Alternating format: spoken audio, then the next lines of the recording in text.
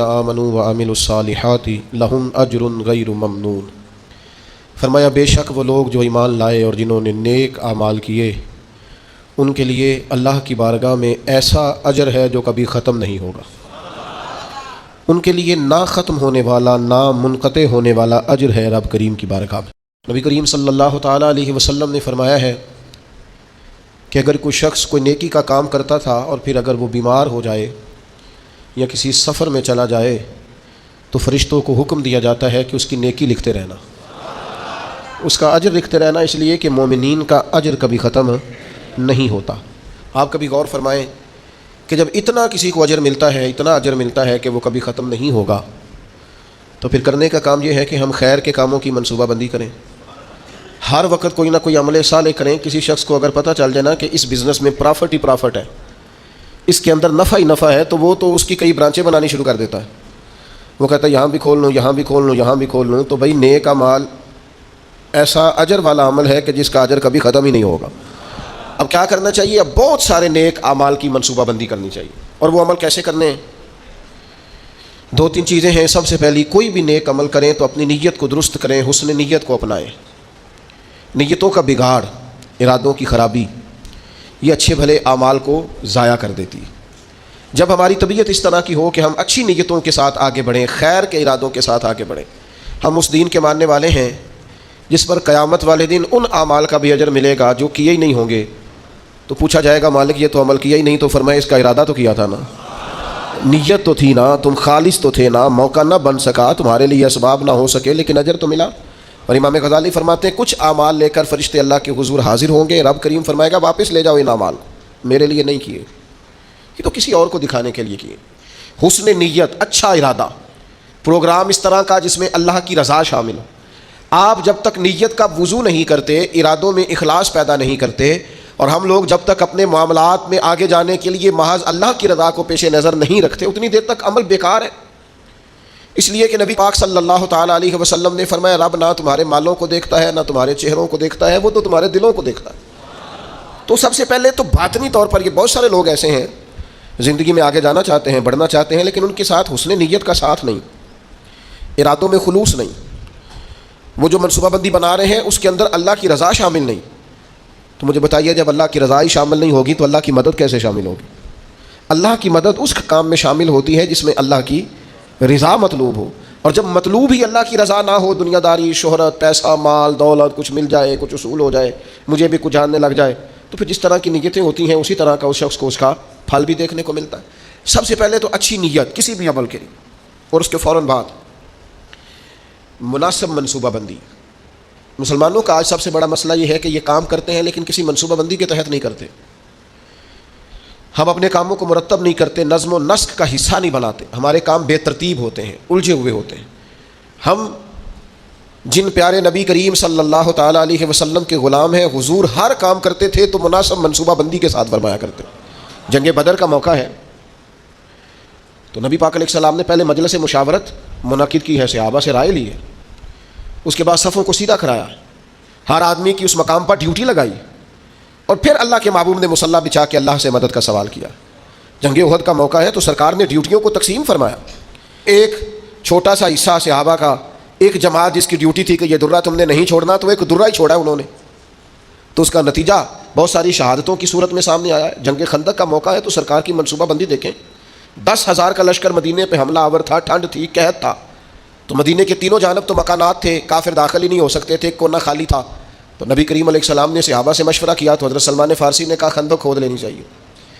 اس خندق کو کھودا گیا، اور پھر وہ 10,000 کے لشکر کو جس طرح روکا گیا ہے اور جس طرح وہ ناکام ہو کر لوٹ گئے ہیں، اللہ تبارک و تعالیٰ نے اس کو فتح عظیم مسلمانوں کی بنا دیا۔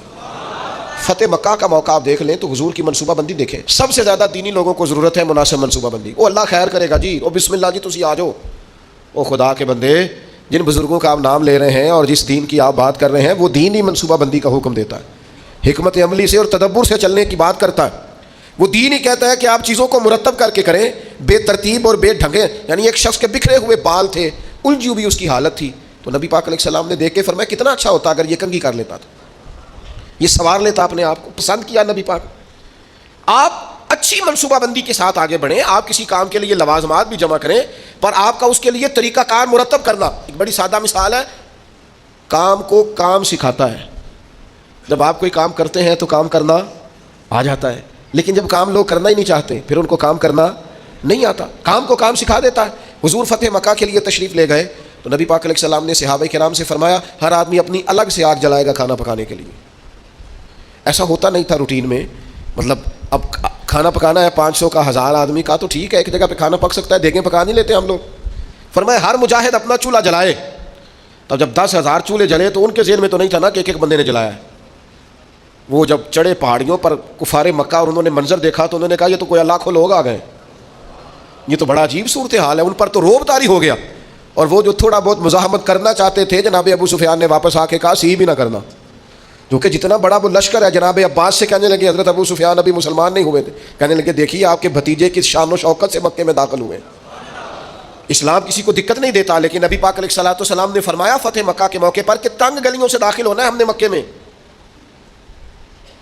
کشادہ گلیاں موجود ہیں، کیوں تنگ گلیوں سے داخل ہونا ہے؟ جب تنگ گلیوں سے لشکر گزرتا تھا تو گھوڑا گزرا، دوسرا گزرا، تیسرا گزرا، یہ تو گھنٹوں میں پتہ نہیں کتنا کو لمبا لشکر ہے. ان کو سمجھ ہی نہیں آ رہی تھی. آپ مناسب منصوبہ بندی کریں، آپ کا انداز خوبصورت ہو، آپ بہترین طرز کے ساتھ کام کریں، پھر آپ کو اندازہ ہوگا کام کیسے کرنا ہے. ہمیں نا لوگ کام نہیں کرنے دیتے. لوگ پتہ کیا کہتے ہیں، او بسم اللہ پڑھو جی اللہ خیر کرے گا. او بھائی اللہ تو خیر کرے گا، پر رب کریم نے بھی تو اصول دیے ہیں نا. سارے جانوروں کی قربانی نہیں ہوتی. جانور بھی مخصوص ہوگا، اس کی عمر بھی مخصوص ہوگی، وقت بھی مخصوص ہوگا، ایام بھی مخصوص ہوں گے، طریقہ کار ہوگا. آپ بے ترتیب جب کام کرتے ہیں تو اس میں الجھاؤ پیدا ہوتا ہے. مناسب منصوبہ بندی، ایک اچھی ترتیب، ایک منظم. میں شروع میں جب ہم نے محفلوں کا آغاز کیا تو میں نے دعا کا ٹائم لکھنا شروع کیا، اتنے بجے دعا ہو جائے گی. تو لوگ مجھے کہنے لگے آپ عجیب آدمی ہیں، اتنے بجے دعا ہو جائے گی، یہ کیسے ہو سکتا ہے؟ لوگ تو آتے ہی نہیں. صرف 2 دفعہ ایسا ہوا ہے، زیادہ نہیں، کہ دعا کے بعد لوگ آئے اور انہوں نے کہا محفل ختم بھی ہو گئی. 2 دفعہ. پھر ان کو پتہ چل گیا کہ یہ واقعی ختم کر دیتے ہیں، پھر ٹائم پہ آنے لگ گئے. کوئی لمبی محنت نہیں کرنی پڑی، کوئی ہمیں زیادہ نہیں وہ کرنا، کچھ بھی نہیں، کوئی ہمیں زیادہ اس میں دشواری نہیں ہوئی. آپ نظم بنائیں، نظم. میں جن محافل میں شرکت کرتا ہوں دوستوں کو پتہ ہے یہ ٹائم پہ آتا ہے اور وہ تیار ہوتے ہیں، لوگ بھی ذہنی طور پر تیار ہوتے ہیں. آپ منصوبہ بندی بنائیں کسی چیز کی، آپ اس منصوبے کے مطابق چلیں، چیزیں ٹھیک ہو جاتی ہیں. لیکن ہمارے ہاں نظم ہی نہیں ہے، منصوبہ بندی نہیں، کسی کام کو کرنے کا کوئی طریقہ نہیں ہم وضع کرتے، ہماری ترتیب نہیں ہے. جب تک آپ مرتب نہیں ہیں. یہ ہمارے حکیم الامت مفتی احمد یار خان صاحب نعیمی مفتی صاحب رحمۃ اللہ علیہ نے قرآن مجید کے ایک پارے کی ایک تفسیر ایک جلد میں لکھی ہے. ایک پارہ اور ایک جلد پڑھا ہے مشکات کی شرح کی. کسی نے ان سے کہا اتنا کچھ لکھا ہے آپ نے، پڑھا نہیں جا سکتا؟ تو فرمانے لگے صرف ایک کام کیا ہے میں نے، اپنے ٹائم کو مرتب کیا ہے. مفتی صاحب 1 بجے جمعے کی تقریر شروع کرتے تھے اور جب وہ الحمدللہ اسپیکر میں کہتے تھے لوگ اپنی گھڑیاں ٹھیک کرتے تھے کہ 1 پورا بج گیا ہے. ہم کوئی ترتیب ہی نہیں، وقت کا ضیاع ہے.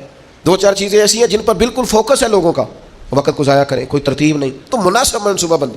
تیسری بات اچھی نیت، مناسب منصوبہ بندی، اور تیسری بات سچی لگن. جب تک آپ میں لگن نہیں ہوتی آپ تھوڑی دیر کام کر کے اکتا جاتے ہیں، مسلسل نہیں کر پاتے. یہ طلب جب پیدا ہوتی ہے، یہ لگن جب پیدا ہوتی ہے پھر کام ہوتا ہے. آپ کے اندر لگن ہی نہیں ہے تو کام کیسے ہوگا؟ وہ تڑپ ہی نہیں ہے، کچھ کرنا ہی نہیں چاہتے، مزاج ہی نہیں ہے، کیسے کام ہوگا؟ کام ہو جاتا ہے. صرف اس کے لیے آپ مسلسل محنت کریں. مسلسل پتھر پہ پانی پڑے متصل تو بے شبہ گھس جائے پتھر کی سیل. پانی کا ایک قطرہ کبھی بھی سیمنٹ میں سوراخ نہیں کر سکتا، لیکن اگر مسلسل گرتا رہے نا تو وہ سیمنٹ میں بھی سوراخ کر دیتا ہے. پلستر والی پکی جگہ ٹائلوں والی میں بھی وہ گھس جاتا ہے. کیوں؟ کہ مسلسل ہے نا، استقامت ہے نا، لگن ہے نا. لگن سے کام کریں. وہ بہت سارے دوست آ کے مجھ سے کہتے ہیں میں بڑے ہی کام کیتے نے کوئی کامیاب نہیں ہوا. میں کہا بڑے چھڑ دے تو ایک ہی کار، انہوں 4 دن چاج نال کار ٹھیک ہو جائے گا. تو بڑے کرنے کے چکر میں کوئی بھی نہیں ہوتا. ایک کریں، لگن سے کریں، محنت سے کریں، جد و جہد سے کریں، اپنی ساری صلاحیتیں لگا دیں. آپ اس کے اندر پورے طور پر لگ جائیں، آپ مضبوط ہو جائیں گے، آپ کے اندر توانائی آ جائے گی. تو ایک تو اچھی نیت، مناسب منصوبہ بندی، اور پھر اس کے بعد لگن.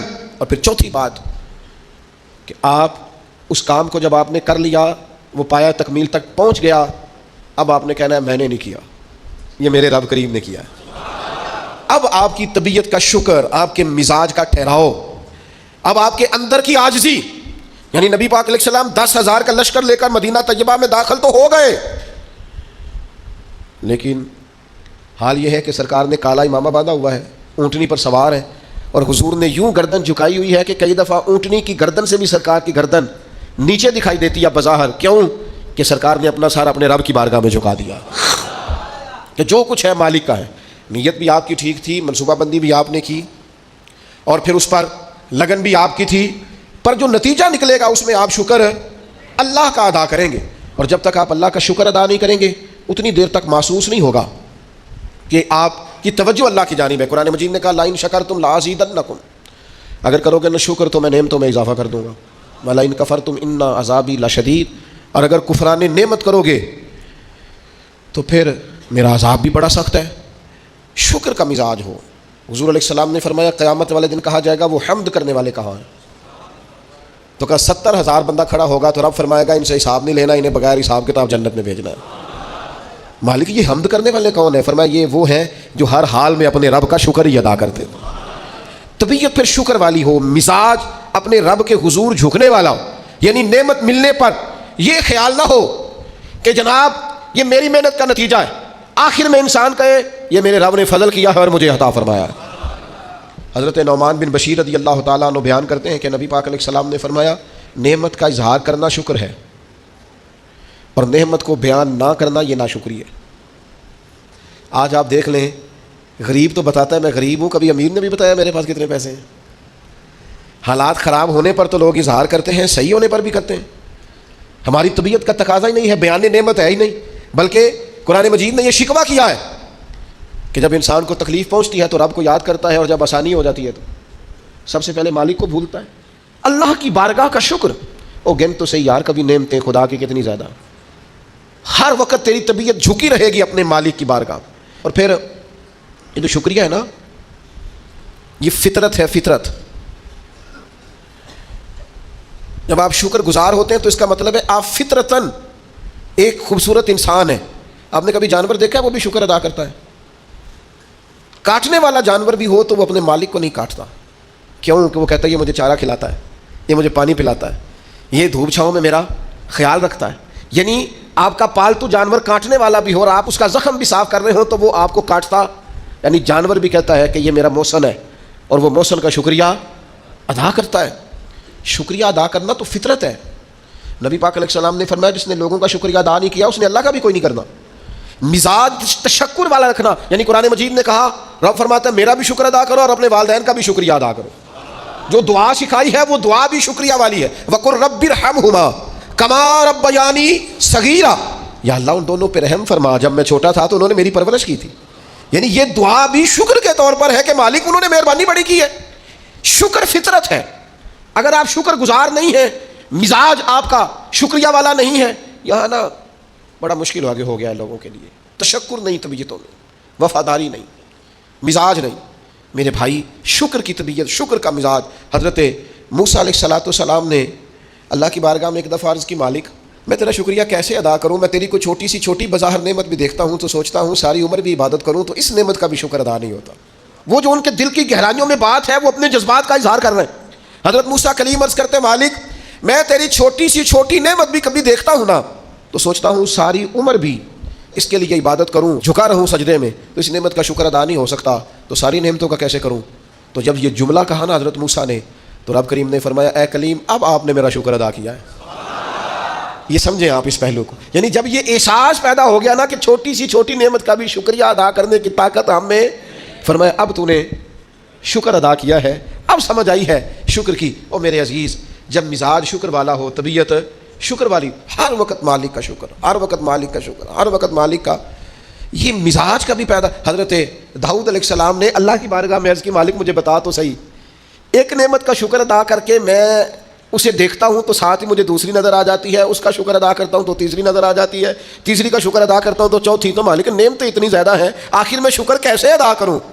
تو رب کریم نے فرمایا اے داؤد آپ تو اپنے رب کی معرفت پانے لگ گئے ہیں، کو تو معرفت ہونے لگ گئی ہے، معرفت الہی پا گئے آپ نعمتیں گنے زندگی میں، گنو، آنکھ کی نعمت گنو، کان کی نعمت گنو، سمجھ کی نعمت گنو، آپ چلنے کی، چھونے کی، پکڑنے کی، سمجھنے کی نعمت شمار کرو، گنو اللہ نے ماں باپ دیے، بہن بھائی دیے، اچھے استاد دیے، مشائخ دیے، گنو.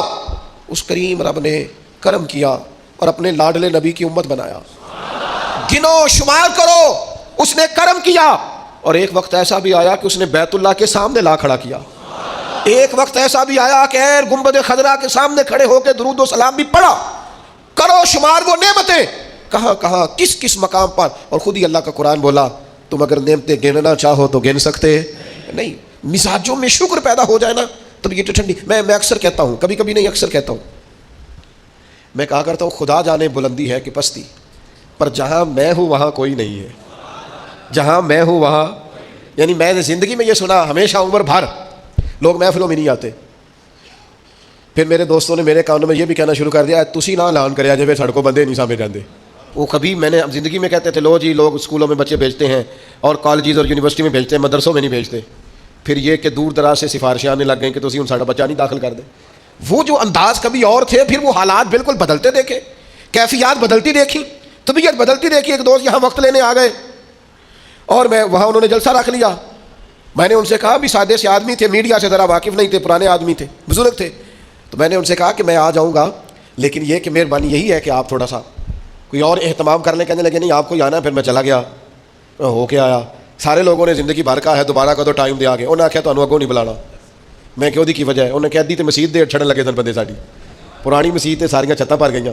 تو بھائی ہمارے پاس کی بات نہیں ہے. خدا جانے بلندی ہے کہ پستی، پر جہاں میں ہوں وہاں کوئی نہیں.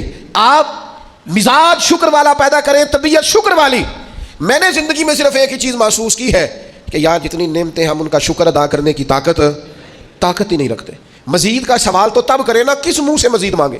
جو ہے ان کا شکر ہی نہیں ادا ہو پا رہا، شکریہ ہی نہیں ادا کر پاتے. تو پہلی بات تو یہ کہ اچھی نیت اپنائیں، دوسری بات یہ کہ منصوبہ بندی کریں، تیسری بات یہ کہ لگن سے کام کریں، چوتھی بات یہ کہ جب کام ہو جائے تو پھر اپنے رب کا اور خوب ادا کریں اور اپنے دل کو پورے طور پر تیار کریں اور ذہن سازی کریں اپنی کہ میں نے اپنے مالک کا شکر ادا کرنا ہے. اور اس کے لیے کوشش کریں. آپ دیکھیں ہمارے نبی کریم صلی اللہ تعالیٰ علیہ وآلہ وسلم کا طریقہ مبارکہ حضرت عائشہ صدیقہ فرماتی ہیں، ترمذی میں حدیث ہے، فرماتی ہیں کچھ دیر سرکار میرے بستر میں آرام فرما ہوئے، پھر حضور نے نماز کی نیت باندھ لی تو قیام میں بھی سرکار نے آنسو بہائے، رکوع میں بھی آنسو بہائے، سجدوں میں بھی آنسو بہائے. تکمیل نماز پر میں نے عرض کی یا رسول اللہ، اللہ آپ کے صدقے اگلے پچھلوں کو معاف کرے. اتنا زیادہ آنسو بہانا. تو فرمایا افلا اکون عبدا شکورا، میں رب کا شکر گزار بندہ نہ بنوں.